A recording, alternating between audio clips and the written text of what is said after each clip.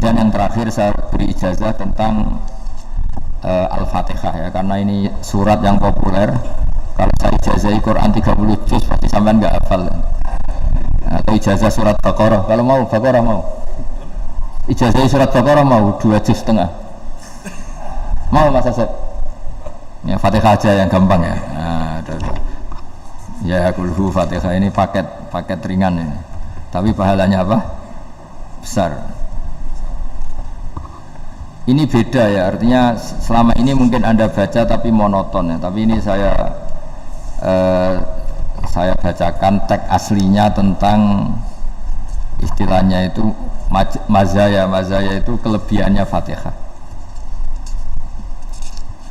Saya baca Arabnya dulu, nanti ini terakhir ya, ijazah. Tadi kan saran-saran umum tentang sosial.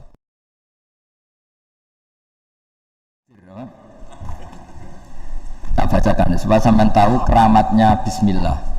Nah sebelum saya bacakan Bismillah Fatihah, tak beritahu tentang ilmu tafsirnya karena ini penting sekali. Fatihah itu dawuhnya Allah, tentu itu dawuhnya Allah. Saya ulang lagi, itu kalam Allah. Tapi yang sudah diberikan kesampaian ke kita semua, sehingga seakan-akan itu menjadi dawuhnya kita ke Allah. Jangan salah loh ya, Fatihah itu dawuh Allah, tapi sudah diberikan ke kita. Sehingga posisi kita itu yang punya itu. Nah kenapa ini perlu dijelaskan? Karena nanti ada kalimat iyyaka na'budu wa iyyaka nasta'in. Kalau itu masih kalam Allah, berarti Allah ngomong ke kamu, ngendikan ke kamu, kepadamu aku menyembah. Masa Allah menyembah kamu? Nah, sehingga ilmu tafsir itu menyelesaikan itu dulu ya. Saya ulang lagi ya, sebelum sampean sering baca Fatihah, aku yakin ya sering baca. Tapi barokahnya tidak paham itu tidak pernah janggal. Enggak paham itu ya penting supaya Anda iskal, enggak janggal. Sebetulnya di kalimat itu ada yang janggal. Kalau Fatihah itu kalimatnya Allah atau kalam Allah, bagaimana dengan kata-kata iyyaka na'budu? Masa Allah ngendikan ke kita, kepadamu kami menyembah? Masa Allah menyembah kita? Maka penyelesaiannya secara ilmu tafsir gimana? Semua ulama mengatakan, bukan satu dua, semuanya mengatakan di Fatihah itu semuanya diberi kawalan kalimat.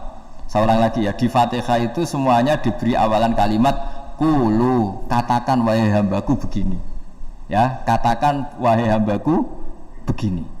Nah begini ini pelajaran dari Allah yang sudah diberikan ke kita. Terus kita mengatakan bismillahirrahmanirrahim, alhamdulillahirabbil, termasuk kita mengatakan iyyaka na'budu wa iyyaka nasta'in. Jangan bayangkan Allah ngendikan ke kita. Kalau Allah ngendikan kita berarti gini, hei wahyu ihdinas siratal mustaqim, tunjukkan saya jalan yang benar. Nah nanti kamu terus, ya Allah Anda aja minta pertolongan saya minta tolong siapa, kan jadi panjang kan. Ya saya ulang lagi ya, jadi itu di Ulumul Quran diterangkan gimana sebelum baca Fatihah ya. Fatihah itu kalamullah, ngendikannya Allah, tapi yang sudah diajarkan ke kita dan sudah milik kita, sehingga kalimat itu menjadi milik kita. Tapi ya kalamullah, tetap kalamullah, tapi sudah menjadi milik kita. Udah paham ya? Ya pinter nah. Ya, karena kalau tanpa penjelasan seperti ini, Anda akan iskal. Bagaimana Allah, iskal itu janggal. Bagaimana Allah mengatakan iya karena butuh? Kan jadi aneh ya. Ya, jadi tak jelaskan secara ilmiah ya. Jadi kata ulama-ulama tafsir, ayat-ayat Quran seperti ini sebetulnya dimulai dari qulu, apa? Meskipun enggak dilafatkan. Itu kan sama dengan qul huwallahu ahad Muhammad, katakan kalau Tuhan itu satu. Ya namanya Quran itu kan kalam Allah, membina nabinya, membina umatnya. Makanya dikatakan atau enggak, di sini tersembunyi kata qulu, katakan.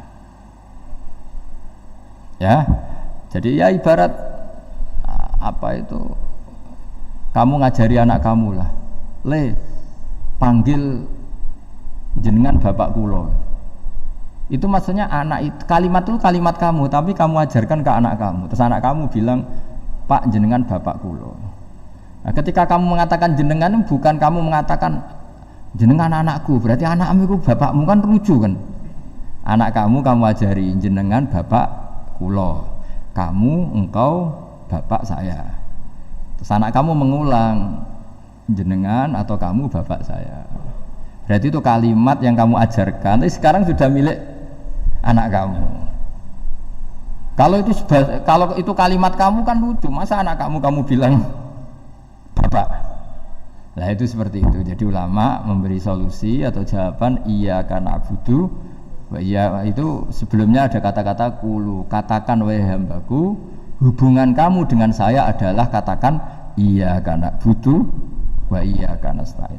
Terus hubungan kamu dengan saya katakan juga dalam doamu ihdinas siratal mustaqim. Jelas ya, jadi itu kalam Allah yang sudah milik kita karena diajarkan Allah untuk kita. Dong ya? Ya dong, gak jelas gak. Tapi bagus, gak jelas itu bagus. Kalau kamu jelas gak jadi digrab, jadi gubernur. Min azimi fadliha kasratu asma'iha wa fadail ukhra. Ini cerita dramatisnya surat Al-Fatihah. Qala Abu Hurairah radhiyallahu anhu inna iblisa ranna khina unsitat Al-Fatihah. Jadi iblis itu begitu kesakitan.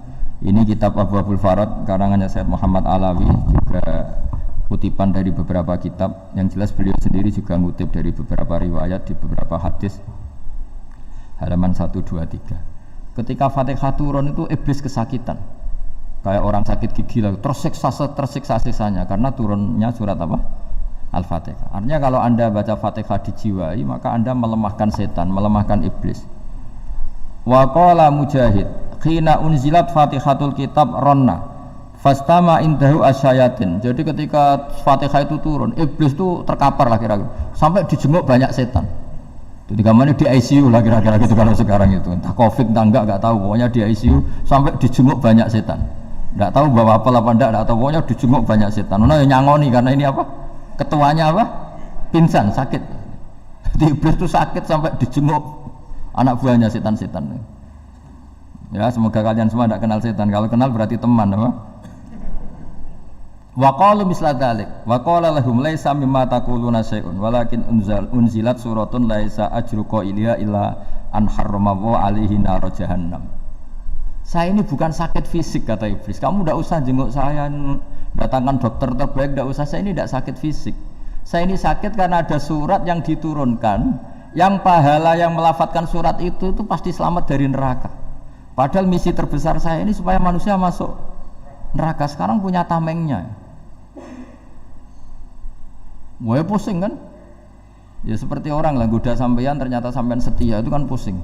Nah ternyata tidak setia, itu yang akhirnya ribet kan itu. Jadi iblis itu cita-cita terbesarnya kan semua orang itu masuk neraka. Nah sekarang turun satu surat yang gara-gara surat itu siapapun yang baca dijamin selamat dari neraka. Jadi walakin unzilat suratun laisa ajru qailiha illa an harramallahu alaihi nar jahannam. Karena jadi dia shock lah istilahnya, kalau orang di Jawa itu bilang shock. Aduh sial nasib saya ini umat nggak bisa saya goda lagi karena punya tamengnya tadi punya. Qad tolakaidukum wa makrukum. Rekayasa kalian sekarang itu tidak ada gunanya semua. Nah, ini alhamdulillah di Indonesia kelihatan kan banyak yang miskin, banyak yang susah.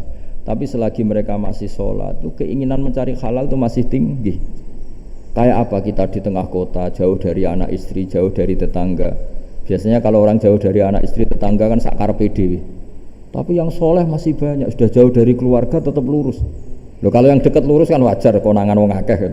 Ini sudah jauh masih lurus. Nah ini nggak lepas dari barokahnya surat apa? Surat Fatihah tadi. Jadi karena ada surat yang menjamin pelafalnya atau qailiha terbebas dari api neraka. Wa qalat as-sayatinu lahu is ayusai'an ta'muruna ya maulana. Faqala lahum idhabu wajtahidu hatta tukhfilu qulubahum hatta la yaqulu hadhihi surah. Lalu kita gimana? Jari para setan begitu. Lalu kita gimana? Terus kata iblis, sudah bikin mereka lupa sehingga tidak baca lagi. Selagi masih baca kita pasti keok. Jadi kalau sampean sudah jarang baca Fatihah itu berarti sudah bagian dari kemenangan apa? Iblis. Jadi kalau sampean sudah jarang baca Fatihah itu berarti bagian dari kekalahan Anda, kemenangan iblis. Masih sering baca? Berapa kali? Terus apa lagi?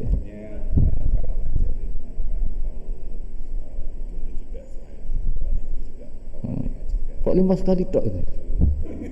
Berarti pas salat fardu tok itu. Enggak 5 kali itu mendingan itu 17. Kamu itu ngitungnya jangan 5 ini. 5 waktu itu berarti lumayan kan? Berapa? 17 ya? Ya.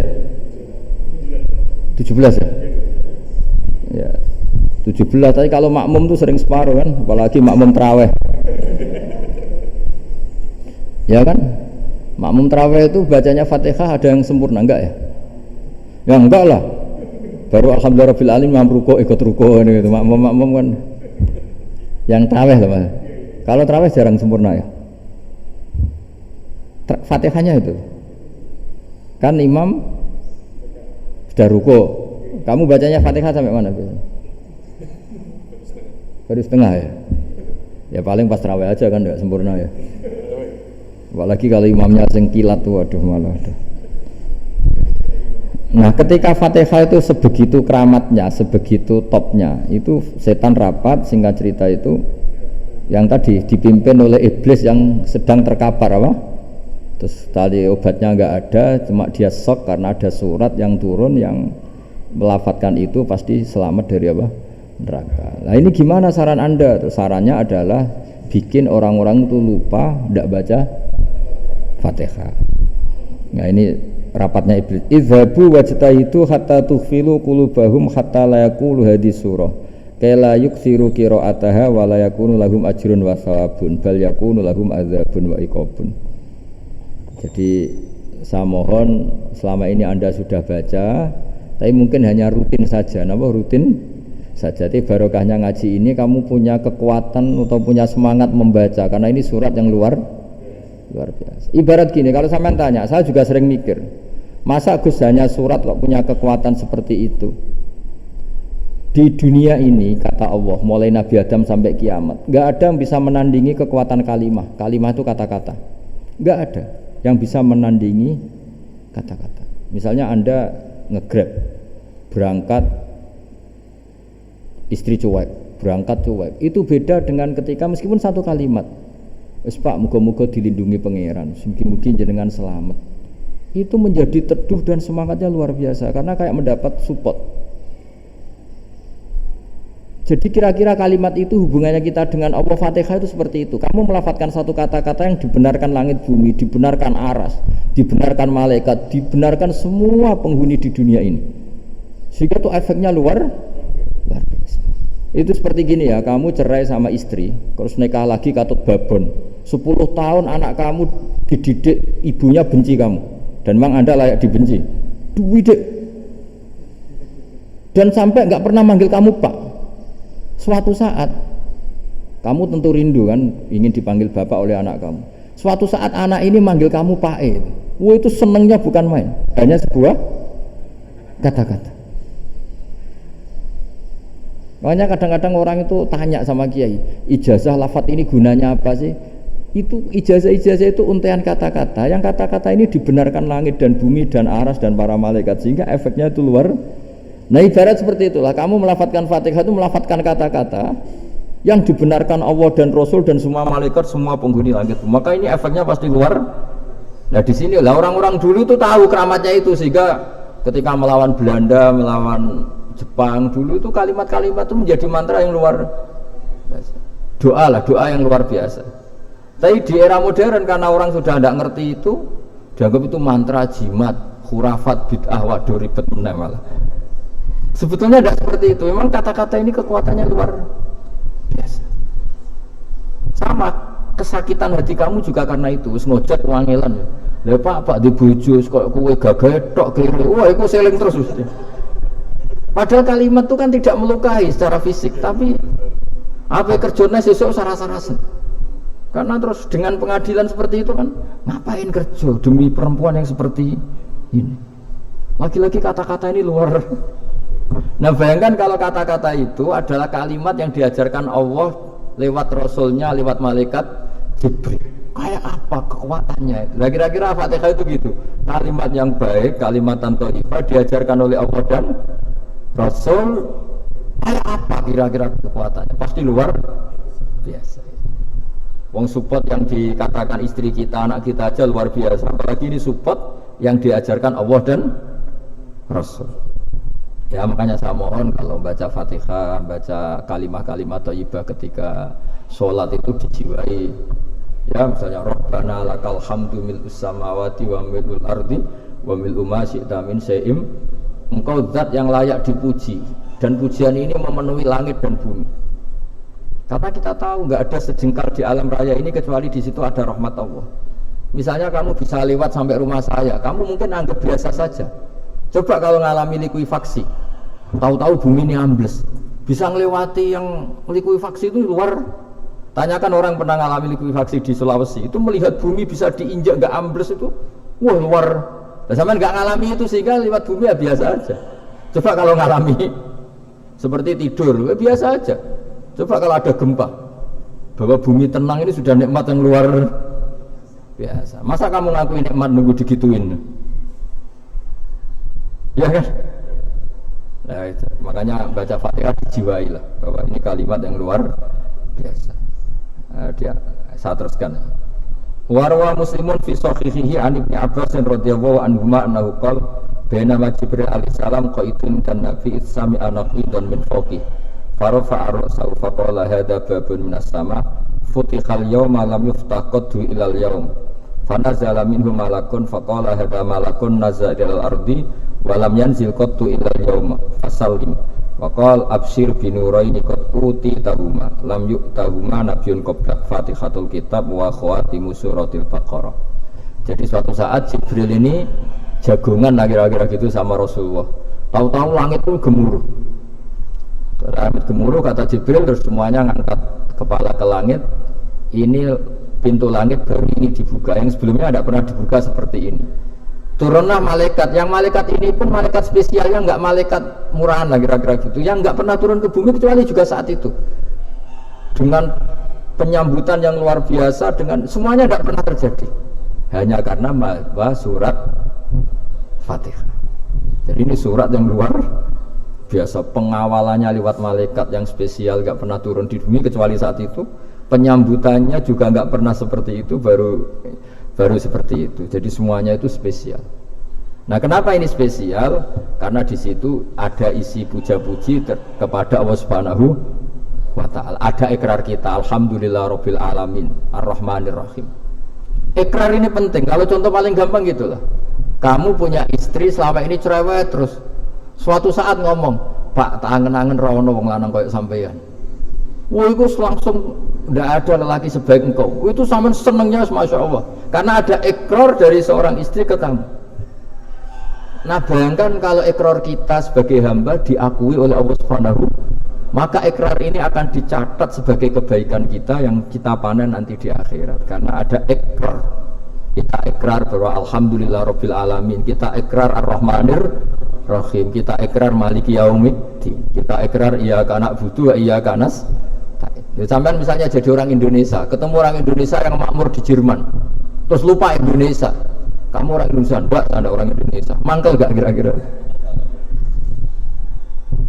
Mangkel. Karena salah ikrar kan gitu. Ya, jadi saya mohon jangan anggap kalimat itu hal yang biasa, tapi luar biasa. Nggih, ngoten mawon. Assalamualaikum warahmatullahi wabarakatuh.